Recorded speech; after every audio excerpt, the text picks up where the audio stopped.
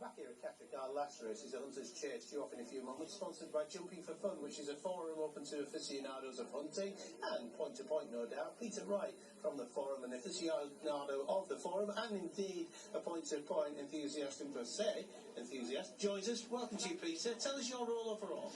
Well, my overall role is I'm, if you like, the BHA rolled into one. I run the point-to-point stuff on my end with a small team, and as you know, otherwise it's a volunteer sport for amateurs, although many of our trainers are obviously the highly professionals, and one or two, like Tom Ellis, is just about to turn professional, so it has a bit of everything, and our point-to-pointers go from the young hotshots going on to greater things in the future, all the way up to a lot of the ex-national hunt going back down to us, acting as schoolmasters, because we provide a lot of the jockeys for conditional and professional jockeys of yesteryear. So, but Jumping for Fun itself, I get the feeling that's a forum where there's a lot of discourse about the sport. Absolutely, it's where all the aficionados of point-pointing get on and give their views, something I take a lot of interest in because golden nuggets appear with new ideas and things they like to put on. I would like to do and change, and of course the whole country is very different in how it operates in point-to-point terms, so it's always good to get those views, and we have quite a collection here today of really keen enthusiasts, and they go all over the country. The West End was on the life support machine during the COVID times, and point-to-point almost was a casualty as well at one point. How much is the sport fighting back? The sport's doing okay. There's always lots of rumours of its impending doom, but in reality not. Yes, we're down a few horses. A lot of point-to-pointing was done by farmers, and they bred their own and so on.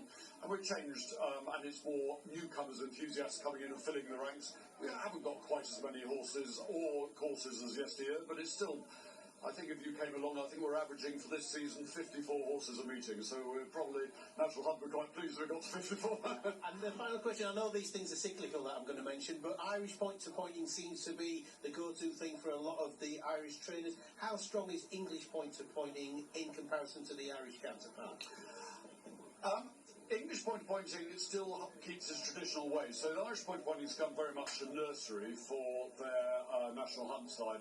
However, we're nurturing that. It's developing. We have a few horses sold every year for a couple of $100,000 or whatever, and that's great.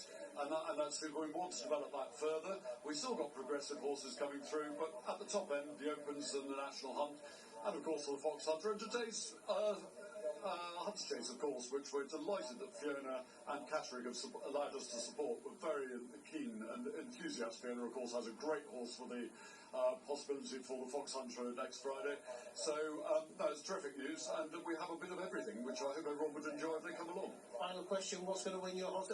What's going to win your race, and what was Fiona's horse next week? Well, Fiona Needham's horse is Sino Nominee in the Fox Hunter at Cheltenham, which I think has every chance, particularly if it's slightly muddy, put the Irish back in their place.